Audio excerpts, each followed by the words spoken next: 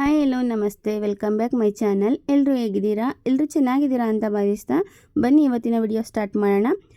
ನನ್ನ ಚಾನಲ್ಗೆ ಇನ್ನೂ ಯಾರೆಲ್ಲ ಸಬ್ಸ್ಕ್ರೈಬ್ ಮಾಡ್ಕೊಳ್ಳದೆ ವಿಡಿಯೋ ನೋಡ್ತಾ ಇದ್ದೀರೋ ಪ್ಲೀಸ್ ಸಬ್ಸ್ಕ್ರೈಬ್ ಮಾಡಿಕೊಂಡು ವಿಡಿಯೋನ ಕೊನೆವರೆಗೂ ಸ್ಕಿಪ್ ಮಾಡದೆ ಪೂರ್ತಿ ನೋಡಿ. ಲೈಕ್ ಮಾಡಿ, ವಿಡಿಯೋನ ಆದಷ್ಟು ಶೇರ್ ಮಾಡಿ, ನಿಮ್ಮ ಅನಿಸಿಕೆ ಹಾಗೂ ಅಭಿಪ್ರಾಯನ ಕಮೆಂಟ್ ಮೂಲಕ ತಿಳಿಸಿ ಹೇಗೆ ಬಂತು ಅಂತ. ಬನ್ನಿ, ಇವತ್ತು ನಾನು ಕಸೂರಿ ಮೇಥಿನ ಬಳಸ್ಕೊಂಡು ರೈಸ್ ಬಾತ್ನ ಮಾಡ್ತಾಯಿದ್ದೀನಿ. ಕೆಲವೊಂದು ಸಲ ಏನು ಮಾಡೋದು, ಟಿಫನ್ಗೆ ಬೇಗ ಆಗಲಿಕ್ಕೆ ಏನು ಬೇಕಾದರೆ ಈ ಥರನೂ ಸಹ ನಾವು ರೈಸ್ ಬಾತ್ನ ಪ್ರಿಪೇರ್ ಮಾಡ್ಕೊಂಬಿಡ್ಬೋದು, ಬೇಗನೆ ಕೂಡ ಆಗಿಬಿಡುತ್ತೆ. ಆದರೆ ಹಸಿ ಸೊಪ್ಪಾದರೆ ಕ್ಲೀನ್ ಮಾಡಬೇಕು, ಸೊಪ್ಪು ಕಟ್ ಮಾಡಬೇಕು, ಹಾಗೆ ಸೊಪ್ಪನ್ನು ವಾಶ್ ಮಾಡಬೇಕು, ಸ್ವಲ್ಪ ಟೈಮ್ ಹಿಡಿಯುತ್ತೆ. ಹಾಗಾಗಿ ಈ ಥರ ಸ್ವಲ್ಪ ಕಸೂರಿ ಮೇಥಿ ಇದ್ದರೂ ಕೂಡ ಬೇಗನೆ ನಾವು ಟಿಫನ್ನ ರೆಡಿ ಮಾಡಿಬಿಡ್ಬೋದು.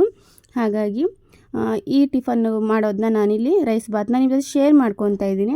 ಮೊದಲಿಗೆ ಒಂದು ಕುಕ್ಕರ್ನ ಇಟ್ಕೊಂಡು ಸ್ವಲ್ಪ ಕುಕ್ಕಿಂಗ್ ಆಯಿಲ್ನ ಆ್ಯಡ್ ಮಾಡಿಕೊಂಡು ಚೆನ್ನಾಗಿ ಬಿಸಿ ಆದಮೇಲೆ 2 ಚಕ್ಕೆ ಪೀಸು, 2 ಲವಂಗ ಹಾಗೂ ಪಲಾವ್ ಎಲೆ, ಸ್ವಲ್ಪ ಕರಿಬೇವಿನ ಸೊಪ್ಪನ್ನ ಆ್ಯಡ್ ಮಾಡಿಕೊಂಡು ಚೆನ್ನಾಗಿ ಫ್ರೈ ಮಾಡ್ಕೊತಾ ಇದ್ದೀನಿ.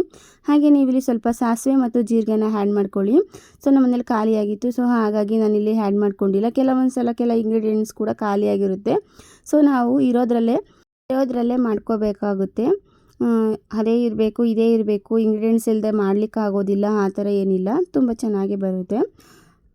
ಸೊ ನಂತರ ನಾನಿಲ್ಲಿ 3 ಗೆಡ್ಡೆ ಮೀಡಿಯಮ್ ಸೈಜು ಉದ್ದುದ್ದಾಗಿ ಈರುಳ್ಳಿನ ಕಟ್ ಮಾಡಿಕೊಂಡು ಈರುಳ್ಳಿನ ಆ್ಯಡ್ ಮಾಡಿಕೊಂಡು ಚೆನ್ನಾಗಿ ಈರುಳ್ಳಿ ಸ್ವಲ್ಪ ಬ್ರೌನಿಷ್ ಆಗೋವರೆಗೂ ಈರುಳ್ಳಿನ ಚೆನ್ನಾಗಿ ಫ್ರೈ ಮಾಡ್ಕೋಬೇಕು.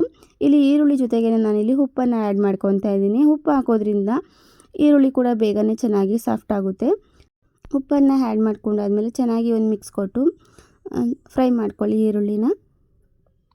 ಈ ಥರ ಒಣ ಕಸೂರಿ ಮೇಥಿನ ಆ್ಯಡ್ ಮಾಡಿಕೊಂಡು ನಾವು ರೈಸ್ ಬಾತ್ ಮಾಡ್ಕೊಳ್ಳೋದ್ರಿಂದ ತುಂಬಾ ರುಚಿಯಾಗೂ ಬರುತ್ತೆ, ಚೆನ್ನಾಗಿರುತ್ತೆ. ನೀವು ಒಂದ್ಸಲ ಟ್ರೈ ಮಾಡಿ ಹೇಗೆ ಬಂತು ಅಂತ ನನಗೆ ಕಮೆಂಟ್ ಮೂಲಕ ತಿಳಿಸಿ. ಈರುಳ್ಳಿ ಚೆನ್ನಾಗಿ ಫ್ರೈ ಆದಮೇಲೆ ಟೊಮೆಟೊನ ಆ್ಯಡ್ ಮಾಡ್ಕೊತಾ ಇದ್ದೀನಿ. ಟೊಮೆಟೊ ಬಂದು ಇಲ್ಲಿ ನಾನು ಸ್ವೀಟ್ ಟೊಮೆಟೊ 4 ಟೊಮೆಟೊನ ಆ್ಯಡ್ ಮಾಡ್ಕೊಂಡಿದ್ದೀನಿ. ಹುಳಿ ಇಷ್ಟಪಡೋರು ಬೇಕಿದ್ದರೆ 4ರಿಂದ 5 ಟೊಮೆಟೊ ಹುಳಿ ಟೊಮೆಟೊನೇ ಆ್ಯಡ್ ಮಾಡ್ಕೋಬೋದು. ಹುಳಿ ಬಾತು ಸ್ವಲ್ಪ ಕೆಲವ್ರಿಗೆ ಹುಳಿ ಇದ್ದರೆ ತುಂಬಾ ಇಷ್ಟಪಡ್ತಾರೆ. ಅಂಥವ್ರಾಗಿದ್ದರೆ ಟೊಮೆಟೊನ ಆ್ಯಡ್ ಮಾಡ್ಕೊಳ್ಳಿ. ನಾನಿಲ್ಲಿ 4 ಸ್ವೀಟ್ ಟೊಮೆಟೊನ ಆ್ಯಡ್ ಮಾಡ್ಕೊಂಡಿದ್ದೀನಿ. ಇಲ್ಲ ಹುಳಿ ಇಷ್ಟಪಡಲ್ಲ ಅಂದರೆ 1-2 ಟೊಮೆಟೊನ ಆ್ಯಡ್ ಮಾಡ್ಕೊಳ್ಳಿ, ಸಾಕಾಗುತ್ತೆ ಹುಳಿ ಟೊಮೆಟೊ ಸಾಫ್ಟ್ ಆಗೋಷ್ಟರಲ್ಲಿ ನಾನಿಲ್ಲಿ ಒಂದು ಮಸಾಲೆನ ಪ್ರಿಪೇರ್ ಮಾಡ್ಕೊತಾ ಇದ್ದೀನಿ ರೈಸ್ ಬಾತ್ಗೆ. ಈ ಮಸಾಲ ಮಾಡ್ಕೊಳ್ಳೋದಕ್ಕೆ ಒಂದು ಮಿಕ್ಸರ್ ಜಾರ್ಗೆ ಸ್ವಲ್ಪ ಕರಿಬೇವಿನ ಸೊಪ್ಪು, 1 ಚಿಕ್ಕ ಗೆಡ್ಡೆ ಈರುಳ್ಳಿ, 2 ಗೆಡ್ಡೆ ಬೆಳ್ಳುಳ್ಳಿ, ಸ್ವಲ್ಪ ತೆಂಗಿನಕಾಯಿ ತುರಿ, ಹಾಗೆ 1.5 ಸ್ಪೂನಷ್ಟು ನಾನಿಲ್ಲಿ ಒಣ ಶುಂಠಿ ಪೌಡರ್ನ ಆ್ಯಡ್ ಮಾಡ್ಕೊತಾ ಇದ್ದೀನಿ. ಹಸಿ ಶುಂಠಿ ಬದಲಾಗಿ ಒಣ ಶುಂಠಿ ಪೌಡರ್ನೇ ಆ್ಯಡ್ ಮಾಡ್ಕೊತಾ ಇದ್ದೀನಿ. ಹಸಿ ಶುಂಠಿ ಕೂಡ ಖಾಲಿಯಾಗಿದೆ, ಸೊ ಹಾಗಾಗಿ ನಂತರ ಇಲ್ಲಿ ಸ್ವಲ್ಪ ಕರಿಬೇವಿನ ಸೊಪ್ಪು, ಪುದೀನ ಆ ಥರ ಎಲ್ಲ ಇದ್ದರೂ ಕೂಡ ಆ್ಯಡ್ ಮಾಡ್ಕೊಳ್ಳಿ. ಆ ಥರ ಕೊತ್ತಂಬರಿ ಪುದೀನ ಯಾವುದು ಕೂಡ ಇರಲಿಲ್ಲ, ನಾನು ಹಾಗೇ ಮಾಡ್ಕೊತಾ ಇದ್ದೀನಿ. ಮಸಾಲಾಗೆ ಚೆನ್ನಾಗಿ ಸ್ವಲ್ಪ ನೀರನ್ನ ಆ್ಯಡ್ ಮಾಡಿಕೊಂಡು ಮಸಾಲಾನ ಚೆನ್ನಾಗಿ ಗ್ರೈಂಡ್ ಮಾಡ್ಕೊಳ್ಳಿ. ನಂತರ ನಾನಿಲ್ಲಿ 1 ಬೌಲಷ್ಟು ಕಸೂರಿ ಮೇಥಿನ ಆ್ಯಡ್ ಮಾಡಿಕೊಂಡು ಒಂದು 10 ಸೆಕೆಂಡು ಎಣ್ಣೆನಲ್ಲೇ ಚೆನ್ನಾಗಿ ಫ್ರೈ ಮಾಡ್ಕೊಂಡಿದ್ದೀನಿ. ಮಸಾಲ ಕೂಡ ಇವಾಗ ರೆಡಿಯಾಗಿದೆ. ಮಸಾಲನ ಆ್ಯಡ್ ಮಾಡಿಕೊಂಡು ಹಸಿ ವಾಸನೆ ಹೋಗೋವರೆಗೂ ಮಸಾಲನ ನಾವು ಚೆನ್ನಾಗಿ ಫ್ರೈ ಮಾಡ್ಕೋಬೇಕು. ನೋಡಿ, ಈ ಥರ ಹಸಿ ವಾಸನೆ ಹೋಗೋರು ಚೆನ್ನಾಗಿ ಮಿಕ್ಸ್ ಮಾಡಿಕೊಂಡು ಚೆನ್ನಾಗಿ ಮಸಾಲಾನ ಹುರ್ಕೊಳ್ಳೋದ್ರಿಂದ ರೈಸ್ ಬಾತ್ ಕೂಡ ತುಂಬಾ ಚೆನ್ನಾಗಿರುತ್ತೆ. ಮಿಕ್ಸರ್ ಜಾರ್ಗೆ ಸ್ವಲ್ಪ ನೀರನ್ನು ಆ್ಯಡ್ ಮಾಡಿಕೊಂಡು ಸ್ವಲ್ಪ ನೀರನ್ನು ಕೂಡ ನಾನಿಲ್ಲಿ ಆ್ಯಡ್ ಮಾಡಿಕೊಂಡು ಚೆನ್ನಾಗಿ ಫ್ರೈ ಮಾಡ್ಕೊಂಡಿದ್ದೀನಿ ಮಸಾಲಾನ. ನಂತರ ಖಾರಕ್ಕೆ ಬೇಕಾಗುವಷ್ಟು 1 ಸ್ಪೂನಷ್ಟು ಧನಿಯಾ ಮಸಾಲೆ ಪೌಡರು, 1/2 ಸ್ಪೂನು ಚಿಲ್ಲಿ ಪೌಡರ್ನ ಆ್ಯಡ್ ಮಾಡಿಕೊಂಡು ಚೆನ್ನಾಗಿ ಒಂದು ಮಿಕ್ಸ್ ಕೊಟ್ಕೊತಾ ಇದ್ದೀನಿ. ಖಾರಕ್ಕೆ ಎಷ್ಟು ಬೇಕಷ್ಟು ನೋಡಿಕೊಂಡು ನೀವು ಚಿಲ್ಲಿ ಪೌಡರು ಹಾಗೂ ಮಸಾಲ ಪೌಡರ್ನ ಆ್ಯಡ್ ಮಾಡ್ಕೊಳ್ಳಿ. ನಂತರ ನಾನಿಲ್ಲಿ 1.5 ಗ್ಲಾಸಷ್ಟು ಅಕ್ಕಿನ ನೀಟಾಗಿ ವಾಶ್ ಮಾಡಿಕೊಂಡು ಅಕ್ಕಿನ ಆ್ಯಡ್ ಮಾಡ್ಕೊಂಡಿದ್ದೀನಿ. ಅಕ್ಕಿನ ಆ್ಯಡ್ ಮಾಡಿಕೊಂಡು ಅಷ್ಟೇ ಮಸಾಲ ಜೊತೆ ಚೆನ್ನಾಗಿ ಒಂದು 2 ನಿಮಿಷನಾದರೂ ಚೆನ್ನಾಗಿ ಹುರ್ಕೋಬೇಕು ಮಸಾಲೆ ಜೊತೆಲಿ. ನಾನು ಈ ಗ್ಲಾಸಲ್ಲಿ 1.5 ಗ್ಲಾಸಷ್ಟು ಅಕ್ಕಿನ ಆ್ಯಡ್ ಮಾಡ್ಕೊಂಡಿದ್ದೀನಿ.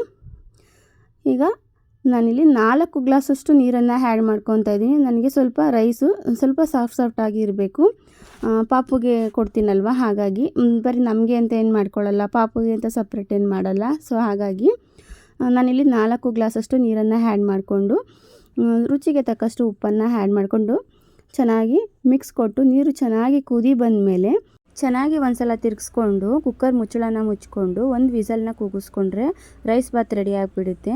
ಮತ್ತು ಎಕ್ಸ್ಟ್ರಾ ನೀರಿನ ಅಂಶ ಏನಿರುತ್ತೆ ಅದಕ್ಕೆ ನಾವು ಎಲ್ಲ ತಿರುಗಿಸ್ಕೊಂಡಾದ್ಮೇಲೆ 1-2 ನಿಮಿಷ ಕುಕ್ಕರ್ ಮುಚ್ಚಳ ಮುಚ್ಚಿದರೆ ಎಕ್ಸ್ಟ್ರಾ ನೀರಿನ ಅಂಶ ಏನಿರುತ್ತೆ ಚೆನ್ನಾಗಿ ಹೀರ್ಕೊಂಡಿರುತ್ತೆ.